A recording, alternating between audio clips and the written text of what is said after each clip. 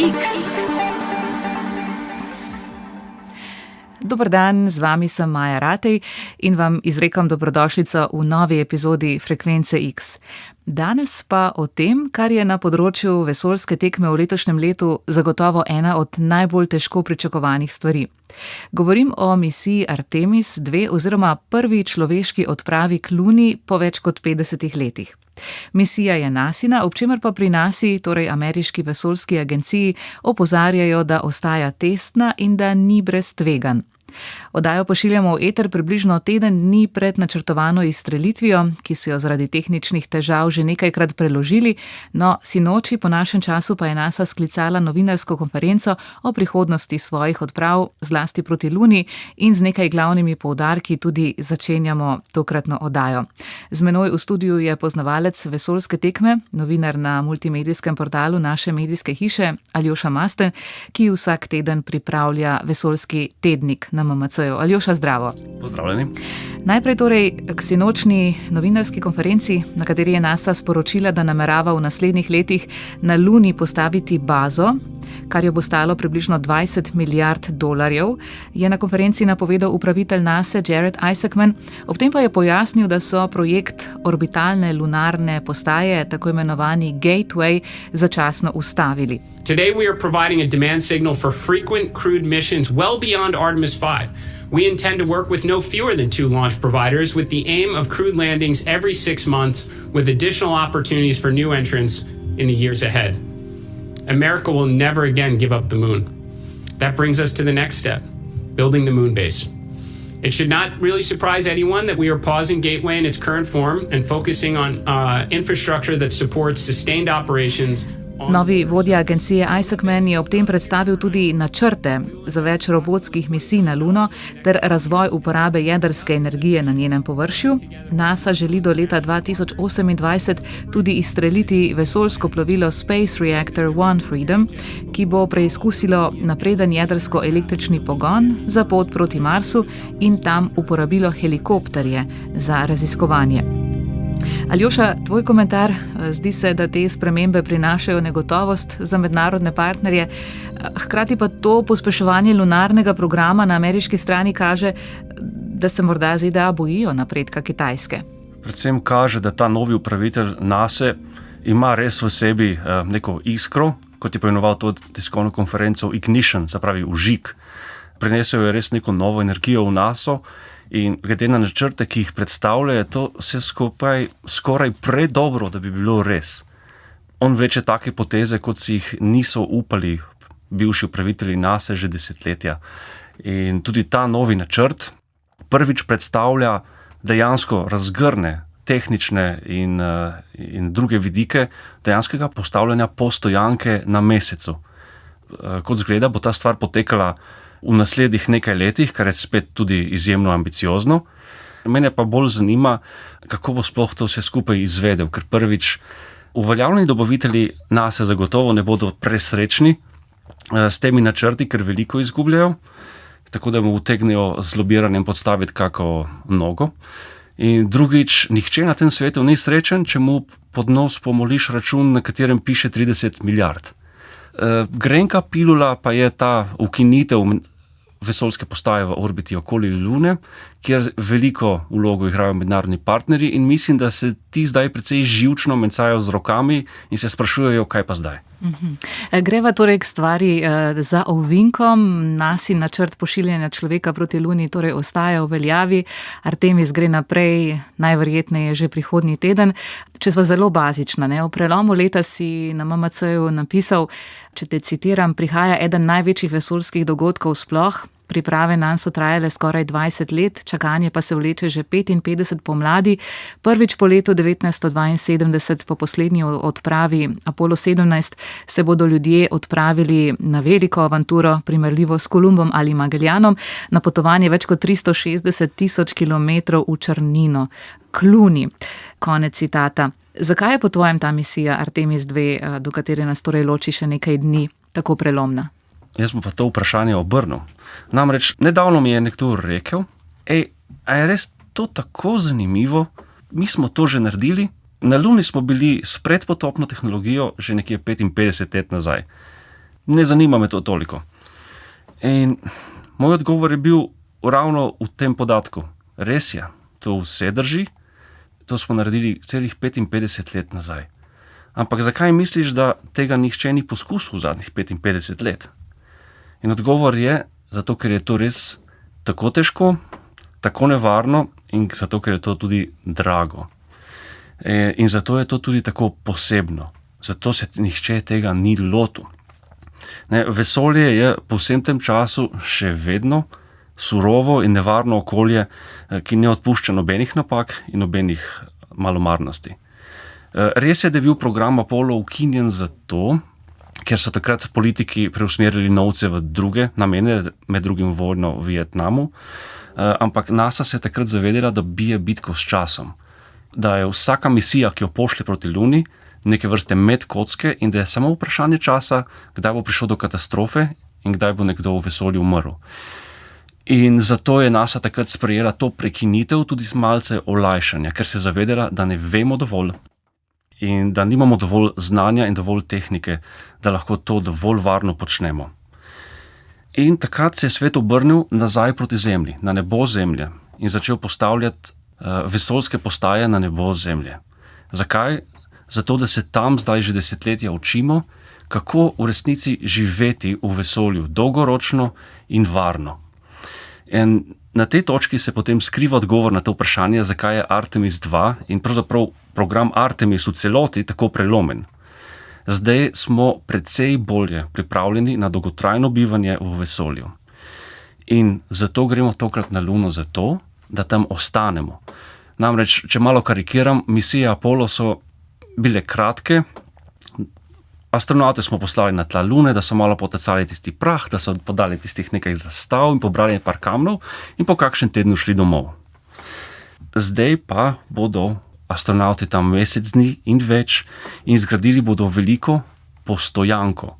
Se pravi, Artemis 2 je res na nek način kopija misije Apollo 8, ki je bila že izvedena, ampak je hkrati simbolna vrnitev k Luni, ki odpira vrata v prihodnost, v kateri bodo ljudje prvič v zgodovini dolgotrajno živeli na drugih nebesnih telesih.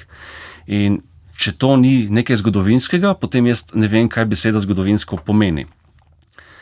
Res je, da imamo še par takih malih pabirkovalnih podatkov, ala Artemis 2 bo šel dlje v vesolje kot katera druga misija prej, ampak bolj je pomembno, da dejansko nam odpira vrata v neko precej bolj vznemirljivo prihodnost, v katerih bo človeštvo postalo del širšega vesolja. Hkrati bo to tudi za večino Slovencev prva priložnost, da kaj takega doživimo kot opazovalci seveda. Ker če sem prav naračunal, se lahko odprav Apollo spomnijo ljudje, ki imajo približno 65 let in več, kar pomeni, da bodo večina Slovencev zdaj dobila svojo prvo priložnost. Zato, da bomo živo spremljali torej odpravo človeštva proti Luni. Kot rečeno, zdaj v okviru te misije jo bodo samo obkrožili, potem pa seveda sledijo nadaljne. Je pa zanimivo, Aljoša, ko nekako primerjaš to z zgodovinskim prelomnim dogodkom. Na septembrski konferenci se spomnim, da je poveljnik te odprave Wiseman nekako zatrdil, da bi si pa najbolj od vsega želel, da se jih zgodovina ne bi zapomnila, da bi bili pač samo prva izmed mnogih točk oziroma postaj v tem programu, ki bi seveda tlakoval pot mnogim pomembnejšim in bolj dolgoročnim recimo uspehom, in da bi bili samo majhen kamenček, ki si jih zgodovina ne bi zapomnila, zlasti pa ne po čem slabem. Ampak ko smo že pri članih tokratne misije, kot rečeno, Reed Wiseman je njihov poveljnik, ampak že sama sestava ekipe, torej ki bo prihodnji teden odšla, krenila na pot okrog Lune, je na nek način simbolna. Zakaj? Ker je program pretežno ameriški, imamo seveda 3 ameriške astronavte, kot se omenila, to je poveljnik Reed Wiseman, tu je še pilot Victor Glover in specialistka Christina Hammock-Koch. So si pa vozovnico zagotovili še sosedje Kanadčani, ki so precej povezani z ZDA, s specialistom Jeremijem Hansenom. V vsakem primeru so to res izjemni ljudje, že zato, da so postali astronauti, so morali biti res smetane, bili so izbrani izmed 100,000 prijavljenih kandidatov in so res vrhunsko psihično in fizično pripravljeni z bogatimi CV-ji, ob katerih človek včasih malo obnemi. Hkrati so to tudi ljudje, ki vsemu naštetemu navkljub nosijo svojo kožo na prodaj. Recimo, pred kratkim sem poslušal en intervju z enim članom te posadke, kjer je opisal svojo izkušnjo, kako je bil pač primoran napisati oporoko in kako je potem posedel svoje otroke in jim povedal, lejte, če me ne bo nazaj, se bodo stvari odzvile tako in tako in tako. Kot rečeno, gre za prvo človeško odpravo proti Luni po več kot 50 letih, pri čemer pa vodstvo NASA opozarja, da ta ostaja testna in ne brez tveganj. O misiji Artemis II sem se pogovarjala tudi s profesorjem astrofizike na ljubljanski fakulteti za matematiko in fiziko Tomažem Cvitrom. Med drugim sva govorila o tem, zakaj bo ta misija posebna in kako bo potekala. Se pravi, ena od novosti je ta, da pravzaprav tukaj se ne bomo utirali okrog Lune, ampak bomo pravzaprav samo tako, kot pod neki osmici šli okrog Lune, pa spet nazaj proti Zemlji, par tisoč kilometrov za tisto skrito stranjo, pa poskrbeli so, da bo to ob zadnjem krajcu, tako da bo pol tiste strani osvetljene od Sonca, pol pa ne. Ampak kar je pomembno, pomembno je, da torej gre za en tak kratek zasuk okrog Lune in nič več kot to. Gre seveda, kar so tirance tako naštimali, za formalno najbolj, takrat bojo ljudje oddaljeni od Zemlje, kar so kadarkoli bili. V preteklosti smo se seveda utirali okrog Lune in tam tudi pristali, kar je bil program Apollo. Edina ena misija je še bila, ki je pa naredila nekaj podobnega, kot bo tale Artemis, in sicer je bil to Apollo 13. Namreč takrat je bil to izhod v sili, ko so potovali proti Luni, je prišlo do pač tragične napake in astronavti so skoraj umrli zaradi zadušitve in so zaradi tega hoteli čim priti hitreje na Zemljo nazaj. In to so naredili natanko tako, da so spremenili tir, da je pravzaprav se samo zavihtela okrog Lune in šla zopet nazaj. Bo pa misija ponudila kar nekaj tehnoloških novosti, na čelu z uporabo optičnega sistema pri komuniciranju, pravi profesor Tomaž Cviter. Iz okolice Lune bomo lahko imeli dobre komunikacijske možnosti, saj prvič na misiji s človeško posadko bojo uporabili optični sistem za komunikacijo in ta je precej dober, zaradi tega, ker bomo imeli nekako 260 megabitov na sekundo hitrost povezave, skratka z optičnimi laserji v bližnji infrardeči svetlobi, kar je zelo dobro, zaradi tega, ker drugače seveda smo se pogovarjali mogoče o 20, 30, 50, tukaj je pa to, rečemo skoraj, da z velikostni red hitrejše. In to je seveda prihodnost, ki se zdaj že kakšno desetletje preskuša na različnih misijah, skratka komunikacija z laserji v vesolju, ne pa več z radijsko komunikacijo, ki pač na tako velikih razdaljah je precej neučinkovita. Kaj pa bo po njegovem glavni izziv misije? Osebno mislim, da bo glavni izziv prišel na koncu. Namreč ta misija bo šla direktno v atmosfero. To pomeni, prišli bojo z Lune in bojo s hitrostjo 11 km na sekundo hoteli vstopiti v Zemljino atmosfero. Tir je tako premišljen, da se bojo pravzaprav od atmosfere najprej odbili, potem pa v drugem poskusu, rečemo, šele dejansko vstopili v atmosfero. Seveda pa 11 km na sekundo je kar nekam hitro, in to pomeni, da se bo ta toplotni ščit močno segrel. Zdaj na preizkusni misiji leta 2022 je sicer z nekaterimi težavami preživel to vrstno pač izpostavljenost, upajmo seveda, da bo tudi stokrat tako in to pomeni, da seveda to bo tisti najbolj nervozni trenutek misije, kajti prej vse je razmišljeno tako, da če bo šlo kaj narobe, bomo pa uštimali, to pravi, naprimer, grejo v vesolje, začnejo se gibati okrog Zemlje, dvignejo z ožigom motorjev na bolj eliptično tirnico, preskustijo sistema ali delujejo še enkrat, požgejo motorje še enkrat, še na višjo tirnico, se ločijo od osnovne ladje in potem na koncu pospešijo proti Luni. Tako da na nek način v vseh teh vmesnih stopnjah, če katero od sistemov ne bi dobro preživel izstrelitve, se da reči, no dobro, pa gremo nazaj na Zemljo, bomo pa drugič šli proti Luni. Ko pa enkrat potujete z Lune nazaj, takrat pa ni pardona, se pravi, seveda bojo s pravočasnimi vžigi in popravki z motorji poskrbeli, da bojo šli točno v pravo smer, ampak na koncu pa seveda bo moral toplotni ščit zdržati teh 11 km na sekundo in pač predviden je prestanek v bližini San Diego v Pacifiku. No, ko smo že pri tehničnih izzivih, na nedavnem pregledu pripravljenosti na polet so sicer podrobno analizirali tehnične izzive, tveganja in preostalo delo. Kljub odprtim vprašanjem so vse ekipe podale soglasje za nadaljevanje priprav na izstrelitev. John Honeycutt, predsednik ekipe za vodenje misije Artemis II, je ob tem povedal tole. I don't want you walking out here and saying that I said this is missions 1 and 2, right? I'm saying if you look at the data over time, over the lifespan of just building new rockets, right? The data would show you that 1 out of 2 is successful. You're only successful 50% of the time. Ko nimaš veliko podatkov, lahko hitro nastanejo zavajajoči sklepi. Če pogledamo rakete, ki so v preteklosti izvedle svoj prvi polet, vidimo, da je uspešna približno 1 od 2. Mislim, da smo mi v precej boljšem položaju od tega. Prepoznali smo tveganja, poskrbeli, da smo storili vse za njihovo zmanjšanje, ter si zagotovili možnosti za soočenje z izzivi. Give us options to work through challenges that we've got. Že februarja smo bili v mrzličnem pričakovanju misije Artemis II, da bodo torej izvedli izstrelitev. Nato so to zaradi tehničnih težav prestavili na marec, nato na april, torej prihodnji teden. Najbrž ti kot članu posadke ni lahko, ko spremljaš vnovične in vnovične prestavitve izstrelitve. Poveljnik, 50-letni Reed Wiseman, ki bo na čelu četverice na krovu, pravi, da je nakljub temu prijetno vznemirjen. I will give you a very honest answer. There is no frustration in what we would perceive from the outside looking in as delays. We have really been watching this vehicle come together. We've been watching the team come together. And I think the reason... Dal vam bom zelo iskren odgovor. Nobene frustracije ne čutim ob tem, kar bi od zunaj lahko dojemali kot zamude. Člani posadke smo ves čas opazovali, kako se to plovilo sestavlja in preizkuša, kako deluje ekipa na njem. Vse skupaj se zdi pravilno, zato smo pozitivno vznemirjeni. Kot nekdo, ki se bo kmalu vkrcal na to plovilo, se počutim zelo podobno kot ob svojem prvem poletu, ko sem v vesolje letel s Sojuzom. Ne bom verjel, dokler se dejansko ne odlepimo od izstrelišča, ker si kot človek preprosto ne moreš dovoliti, da bi naredil naslednji korak, dokler se to res ne zgodi.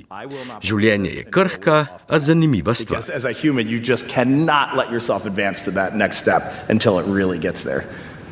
Life is a fragile but interesting ride, and so every day at a time, when this vehicle is ready, we will get on it and we will go.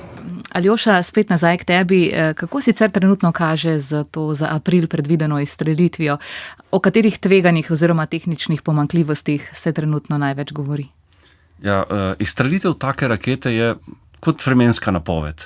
Načeloma je ta vremenska napoved kar zanesljiva, delajo jo zelo pametni ljudje, ampak v sistemu je ravno dovolj kaotičnosti, da ta včasih ugrizne. In to še posebej velja za tole raketo, ki jo bodo zdaj uporabljali, ki je SLS oziroma Space Launch System, ki je ogromna, izjemno zapletena naprava, katere osnovni namen je, da vsako sekundo posesa 6 ton goriva in ga skuri. Če primerjamo to, z vašim dizelskim avtomobilom, domnevam, da porabi nekje par 10 mililitrov na sekundo. No, in to priča potem, s kakšnimi ekstremnimi pogoji se sooča ta naprava, in ko imaš take ekstremne pogoje, potem imaš takoj robne scenarije in stvari, ki lahko grejo zelo hitro po zlu. Recimo, gorivo v ta raketni motor vstopa pri temperaturi nekje minus 253 stopinj Celzija, že takoj na drugi strani motorja pa se segreje na 3300 stopinj, kar je dovolj, da stali vse kovine tega sveta razen ene. No, in to gorivo, vodik, ki je ohlajen na minus 253 stopinj Celzija, seveda mora do rakete priti. Pri tem gre skozi napeljavo in gre skozi ventile in seveda jih ohladi, kar pomeni, da se ta material skrči in nastanejo luknjice oziroma take špranjice. In še posebej je neugodno, da je ta vodik najmanjša molekula na svetu in je zelo nezadovoljna, če jo hočeš stlačiti v nek zaprt prostor, se pravi, bo izkoristila vsako luknjico, da gre ven. Oziroma, z drugimi besedami, ta raketa pušča. Do te mere, da je NASA se odločila, katera meja koncentracije tega eksplozivnega plina v bližini rakete je še sprejemljiva, da ne pride do katastrofičnega scenarija. In žal je bila ta meja v preteklosti že večkrat presežena, veliko je bilo puščanja in zaradi tega so morali raketo velikokrat vrniti v delavnico in jo popraviti. Tako da tudi 1. aprila zna biti, da bo to puščanje nekaj zagodlo. In če smo že pri vremenski napovedi, tudi če bo slabo vreme, ta raketa ne bo poletela. Ko pa že sprašuješ o tehničnih težavah, o katerih največ govorijo, na prvem mestu je zagotovo toplotni ščit vesoljske ladje Orion, ki trenutno sedi na vrhu te rakete. Ta toplotni ščit bo potreben takrat, ko se bo vesoljska ladja vračala z potovanja in vstopila v ozračje. Takrat se bo ščit segrel na 2500 stopinj in več, mislim da, kar je dovolj, da uniči katerokoli vesoljsko ladjo, kar se lahko spomnimo tudi iz programa Space Shuttle. Točno v tem toplotnem ščitu so na prejšnji misiji leta 2022, ki je bila Artemis 1, odkrili jamice. Teh jamic ne bi smelo biti tam. In NASA je potrošila nekje 2 leti, da je naračunala, zakaj je to še sprejemljivo. S temi izračuni niso vsi zadovoljni, ampak NASA rine naprej. Je to tveganje sprejela. Ampak mislim, da bo tako na NASA kot marsikje drugje veliko ljudi, ki bodo stiskali pesti in bodo te pesti nekoliko znojne, ko se bo ta posadka astronautov vračala na Zemljo. Ja, podobno se je strinjal pred teboj tudi že profesor Cviter. Ja, tisti zadnji dan, oziroma zadnji dnevi, povratek te kapsule proti Zemlji je tisto, kar je nekako najbolj deležno težkega in seveda potnega pričakovanja seveda vseh vpletenih. Če se še ustaviva pri programu oziroma pri misiji Artemis 3, tudi to so zelo prestrukturirali ravno v zadnjem obdobju. Zakaj? Apollo se je kot pionirski program razumljivo zadeve lotil precej bolj previdno in precej bolj po korakih. Opozarjam na številko 11. Misija Apollo 11 je bila tista, na kateri so ljudje šli na Luno. To je že kar visoka številka. NASA je do tiste misije opravila, mislim, da več kot 15 odprav in na vsaki od teh odprav so preizkusili ali kakšen nov manever, kakšen nov kos odpreme, da so lahko zmanjšali tveganje odpovedi na sledečih misijah. Zdaj pa poudarjam številko 3. Artemis 3, kot je bila doslej, 3, je kar nizka številka. To pomeni, da se je sodobna NASA vsega skupaj lotila precej bolj drzno, da je program precej bolj zgostila in da hoče v vsaki misiji opraviti veliko več stvari. Se pravi, Apollo 3, kot je bil doslej, bi recimo izvedel stvari, ki so jih prej izvedle 4 misije Apollo.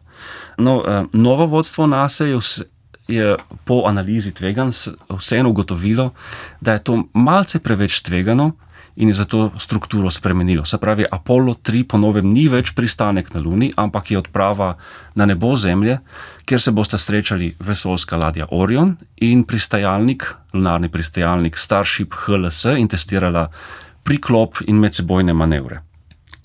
Pristanek pa so seveda prestavili na misijo Artemis 4, ki bo mimogrede predvidoma istega leta, se pravi leta 2028.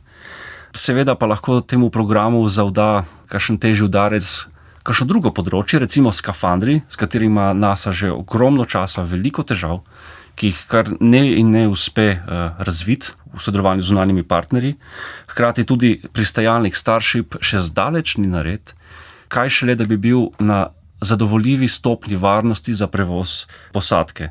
Do teh poletov pa sta manj kot 2 leti, kar je z vidika razvoja vesoljskih programov zelo kratek čas. Tako da je vprašanje, če jim bo res uspelo v tem časovnem okvirju. Poglejmo še nekako kombinacijo tega javno-zasebnega partnerstva. Bi nam lahko recimo opisal, kakšna je vloga komercialnih partnerjev, naprimer SpaceX in podobnih. Zakaj je odgovorna na eni strani NASA, na drugi strani zasebniki in ali je ta kombinacija dobra? Nekoč je NASA res imela zadnjo besedo pri vsakem vijaku na raketi ali vesoljski ladji. Ta oprema je bila res njena, pa čeprav je to gradila v sodelovanju z industrijskimi partnerji. Danes je pa precej obrnila ploščo. Danes si predvsem želi, da zasebniki razvijajo vse in da potem samo ona pride do podjetij in reče, jaz bi pa rada to in to storitev, jaz bi rada prepeljala tovor ali ljudi na površje Lune, vi se pa pri tem znajdete, kot veste in znate. To je velik obrat pristopa, ki se je zgodil v zadnjih 10 letih. Seveda v praksi ni tako zelo preprosto, še posebej, ko govorimo o prevozu posadke, kjer morajo biti varnostni standardi res visoki. Tako da vloga ene in druge strani na tej točki še ni popolnoma definirana.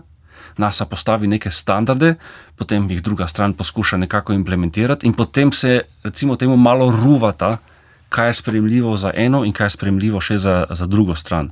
Recimo en tak pomenljiv podatek je prišel na dan pred kratkim preko poročila NASInega notranjega inšpektorja in sicer, da se recimo NASA in SpaceX trenutno bodeta okoli vprašanja, kdo naj nadzira oziroma kdo naj upravlja vesoljsko plovilo Starship med spustom proti Luni. Se pravi, ali naj to počne izključno računalnik, ali pa naj ima pilot dejansko možnost upravljanja s tem vesoljskim plovilom, pa naj bo to prek zaslonov za dotik ali pa preko dejanskega krmila. Seveda NASA si želi kakšnega krmila, SpaceX pa hoče se digitalizirati. Pač odgovora še ni, ne? Zdaj pa vprašanje, ali je ta pristop dober in slab, je pa ločeno vprašanje. Ko govorimo o področjih, kot je dostava tovora na nebo Zemlje, se je ta pristop izkazal kot izjemno produktiven, super, ker so se cene izjemno znižale in je NASA zelo vesela, da ogromno prihrani pri tem, ko najema, SpaceX-ov Falcon 9 ali pa vesoljsko ladjo Crew Dragon, da dostavljata tovor in ljudi na nebo Zemlje. Zato, ker imate potem ti vesoljske ladje in raketa tudi veliko drugih kupcev. Nekaj posebno drugega pa se zna zgoditi na področjih, kjer se kupcev ne ravno tare, kar je recimo Luna. Tako da odgovor na to vprašanje bo postal znan recimo v kakšnih 10 letih. Že sinočnja konferenca je nekako nakazala tudi na ta pritisk geopolitičnih konkurentov, recimo pri osvajanju vesolja. Zelo močni so Kitajci, tako da me zanima mogoče tvoj komentar, ne? Kdo lahko Američanom skoči, takole jih zasede oziroma jih prihiti po levi ali po desni in kje je na vse zadnje tukaj Evropa? No, pomenljivo je dejstvo, da so program Artemis v obstoječi obliki spočeli nekje leta 2018 ali 2019 ravno z besedami, da morajo prehiteti Kitajce na poti na Luno. Ampak takrat ni bilo veliko ljudi, ki so dejansko verjeli, da bi Kitajci dejansko lahko prehiteli ZDA. Tisti, ki pa opazujejo vesoljske programe skozi čas, so že malo se počohali po bradi in si rekli, to bo še zanimivo. No, v zadnjih 2 letih pa dejansko v ZDA, predvsem v vrhovih politike, pa tudi gospodarstva, opažamo precej živčnosti in panike, preprosto zato, ker so se ZDA celotne te zadeve lotile precej grandiozno in sestavile ta program Artemis precej komplicirano in posledično se soočajo s težavami in z elastičnostjo časovnice. Po drugi strani pa so Kitajci svoj lunarni program zastavili precej bolj preprosto, precej ciljno usmerjeno in zelo hitro napredujejo. Tako da danes na tej točki lahko rečem, da je ta tekma dejansko napeta, pač ta tekma, kdo bo prvi na Luni v tem tisočletju. Zmagovalec trenutno ni določen in Kitajska lahko dejansko prehiti ZDA. Seveda imamo še nekaj vesoljskih sil, recimo Indijci, ki pa niso tako napredni, še vedno morajo pač vložiti precej denarja in časa, da bodo dohiteli največje vesoljske sile. Tukaj smo seveda tudi mi, Evropejci, ki pa smo priključeni ZDA na nek način, ker smo del programa Artemis, ker med drugim predspevamo polovico vesoljske ladje Orion in tudi večji del zdaj ohlajene postaje lunarni portal. In na ta račun smo si v navednicah prislužili, mislim, da 3 vozovnice do Lune. Vprašanje, kaj je s temi vozovnicami danes, ker so bile te vozovnice namenjene na vesoljsko postajo lunarni portal, ki je zdaj ne bo, tako da ta stvar visi v zraku. Nimamo pa še zagotovljenih vozovnic do tal Lune, se pravi dejanskega pristanka na Luni. Jaz, če bi ugibal, bi rekel, da bomo prvega Evropejca na Luni videli okoli leta 2030, mogoče leto 2 kasneje.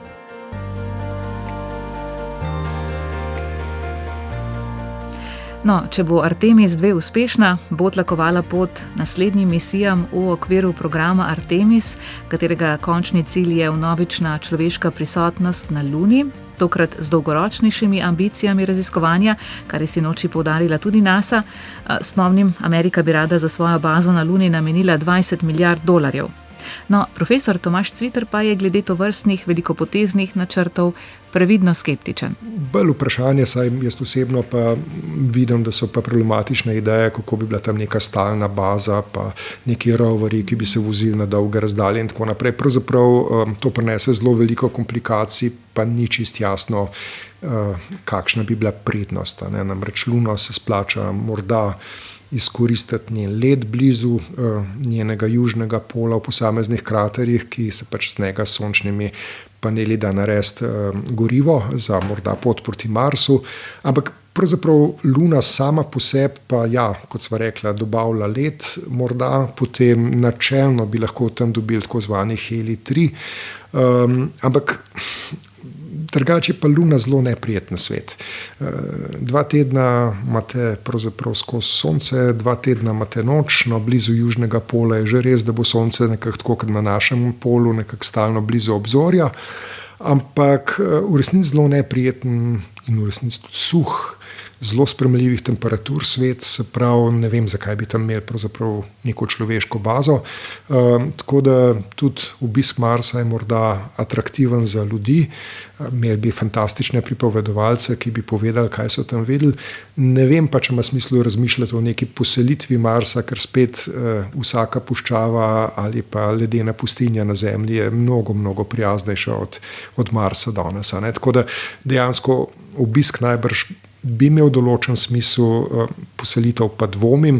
Obenem pa upam, da pri vseh teh planih bo ostalo še kaj denarja za stvari, ki so že v teku, recimo Perseverance kot misija, ki je uspešno se vozi po Marsu z roverjem na velike razdalje, ki je celo s helikopterjem letela, pobrala vse sorte zanimivih vzorcev, ki bi morda lahko pričali o prisotnosti preteklega življenja na Marsu, ampak ti vzorci potrebujejo analizo v zemljinih laboratorijih na Zemlji. In zdaj seveda plan je, da bi imeli misijo, ki bi šla te vzorce pobrati in jih vrnila na Zemljo. Trenutno pa možnosti, da se bo to res zgodilo, se ne zdijo zelo velike, ker seveda to nekaj stane. Stane pa seveda v velikosti morda tisočinke tega, da človeka spravite do Marsa. Tako da upam, da bo kakšen drobižek se našel še za kaj takega. Mogoče za konec, Aljoša Masten, preletiva še nekatere novosti povezane s Slovenijo. Če samo omenim nekaj naslovov, ki sem jih prebrala na MMC-ju v zadnjih dneh, naprimer vodja Slovenske vesoljske pisarne na gospodarskem ministrstvu Tanja Permozer je bila izvoljena za podpredsednico sveta Evropske vesoljske agencije, pa štajerski vesoljski program se je prebil na evropsko raven, pa skupina SEA je razvila visokotehnološko jeklo, ki bo uporabljeno v konstrukciji vesoljskega plovila. Kar veliko stvari se dogaja za tako majhno državo. Kje smo po tvoje v zadnjem obdobju Slovenci najbolj opozorili nase? Najbolj opozarjamo s svojim znanjem. Naš izobraževalni sistem je kar močan.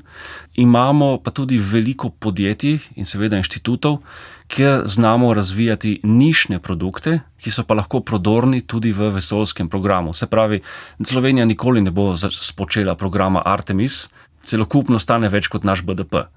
Po drugi strani pa lahko ponudimo prebojne izdelke, ki lahko najdejo svoje mesto pri ostalih vesoljskih programih. In tako pripomoremo in smo zraven. Recimo, ko smo že pri štajerskem vesoljskem programu, mogoče bo prav danes izstreljena raketa nemškega podjetja Isar Aerospace, na kateri bo, če bo izstreljena danes, tako je predvideno, tudi naslednji slovenski satelit, Trisat-S, ki ga so naredili v Mariboru, na Mariborski univerzi v sodelovanju s podjetjem Skylabs.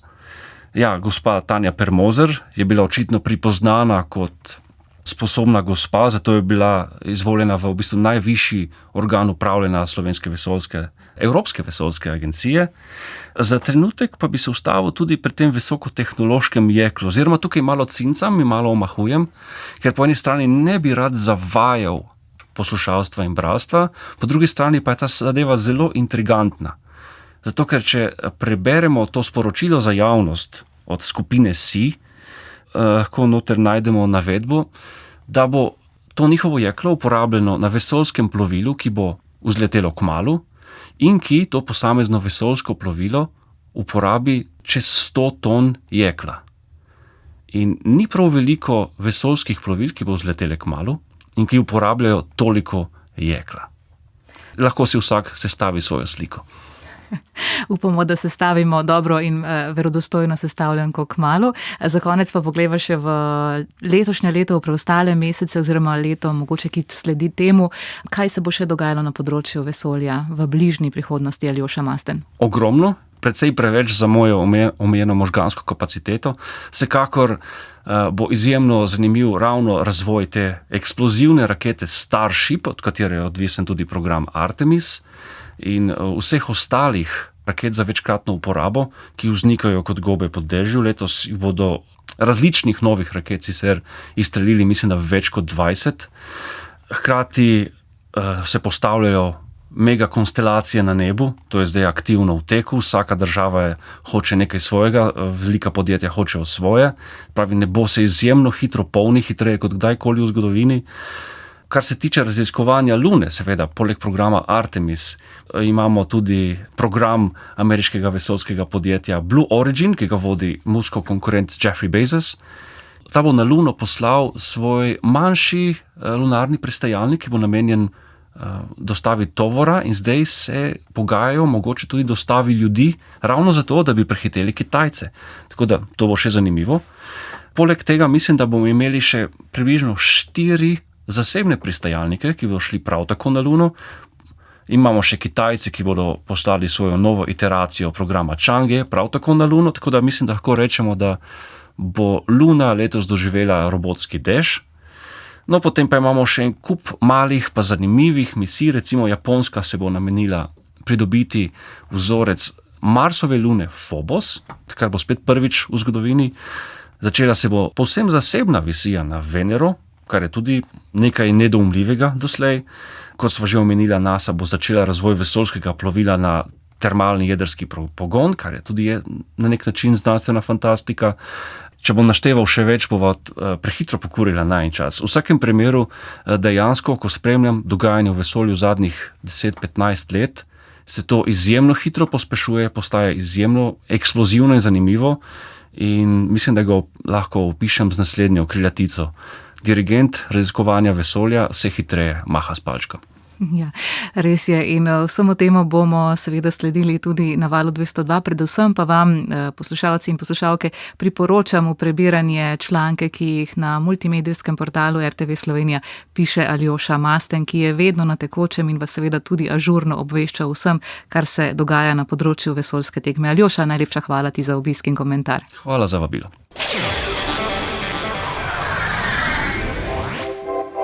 Aljoša, najlepša hvala. Če še enkrat povzamem, če držijo napovedi, bo ameriška vesoljska agencija NASA po do zdaj znanih načrtih večkrat preloženo misijo Artemis 2 na pot okrog Lune poslala prihodnji teden, predvidoma 1. ali zdaj najverjetneje že bolj zatrdno 2. aprila. K Luni potujejo 4 astronauti, Reed Wiseman, Christina Koch, Victor Glover ter kanadski astronaut Jeremy Hansen, ki so zdaj že v karanteni in na poti v izstrelišče v Cape Canaveralu. Želimo jim seveda srečno pot in predvsem vrnitev. Misijo bomo vsekakor spremljali tudi na Valu 202. No, prihodnji teden pa bomo pri frekvenci X zelo prizemljeni. Naša tema bo maščevje v našem telesu. No, v zadnjih desetletjih se je pogled nanj precej spremenil, zato danes vemo, da maščevje ni zgolj pasivno skladišče energije, ampak v bistvu presnovno in hormonsko zelo dejavno tkivo, ki ga številni obravnavajo celo kot samostojen endokrini organ. Torej, maščevje v našem telesu ima izjemno pomembno vlogo, skrito, o kateri do zdaj nismo veliko vedeli. Kaj vemo, pa odstremo prihodnji teden v frekvenci X.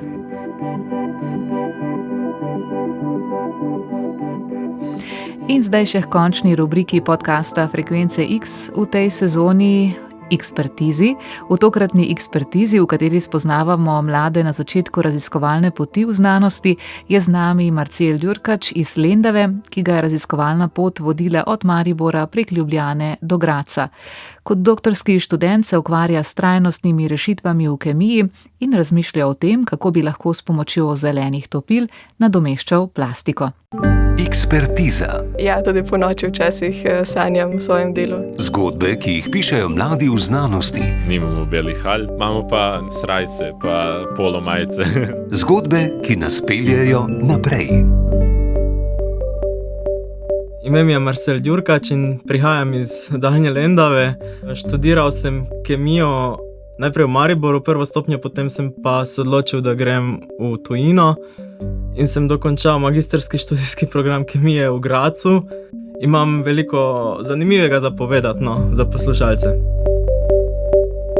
Na preprost način bi lahko povedal, da se ukvarjam z nekimi trajnostnimi rešitvami v kemiji. Uporabljam neke zelene rešitve, neka zelena topila za uporabo v biomasnem sektorju. To bi lahko poenostavljeno povedal, da zbiramo neke surovine, ki jih nato kuhamo v teh zelenih topilih in ponujamo rešitve, produkte, ki bi prišli na slovenski trg ali pa tudi na evropski trg.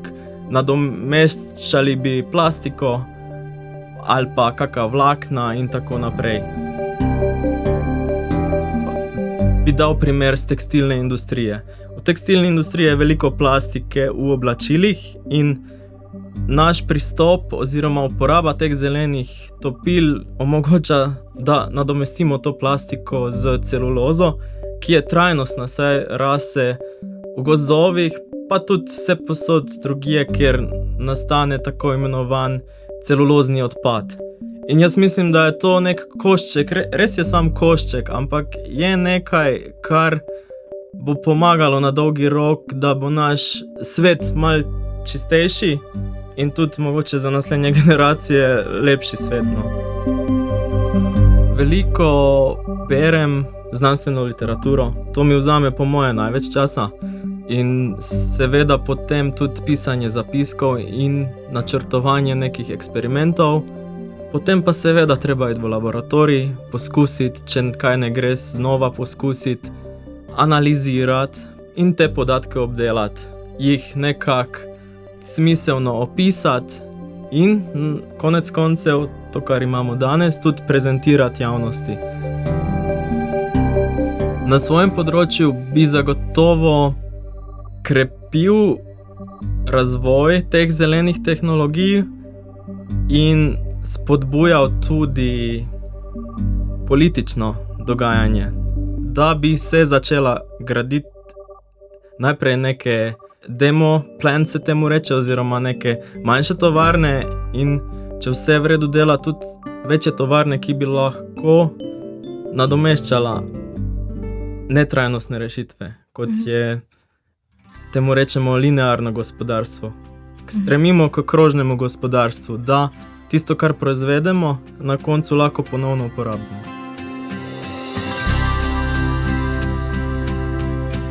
Mislim, da sem že od nekdaj v osnovni šoli in srednji šoli imel zelo rad te predmete, kemijo, matematiko, fiziko. Vem, da je to že ziher zlajnano, ampak se mi zdi zelo pomembno, da otroci oziroma dijaki začnejo pri zgodaj se učiti in se veseliti za znanost. Imel sem priložnost hoditi na znanstvene taborje in tekmovanja, kjer so podobni ljudje, kot sem jaz, mene navdušili za znanost. In potem je bila izbira v bistvu za fakt zelo preprosta, ne? In sem se vpisal na kemijo in sem zdaj tu, pri vas.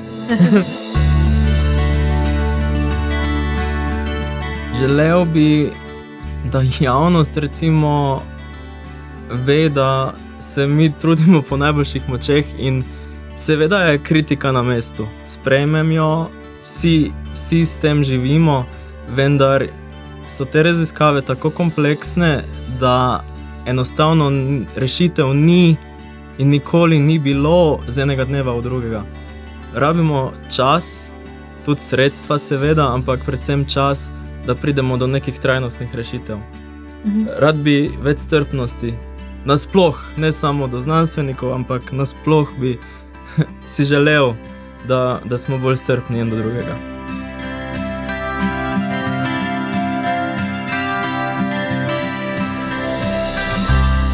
Ekspertiza. Ja, ali lahko to vprašanje spustimo, ker v bistvu nimam dobrega odgovora na njega. Najpametnejši pogovori tedna.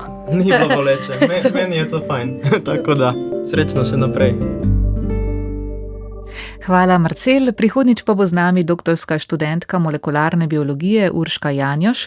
Trenutno se ukvarja z nekodirajočo RNK, za katero danes vemo, da ima zelo pomembno vlogo v celici. Urška pravi, da če je DNK neke vrste kuharski recept, potem je RNK receptura vsakega kuharja. Več pa razkodiramo prihodnjič.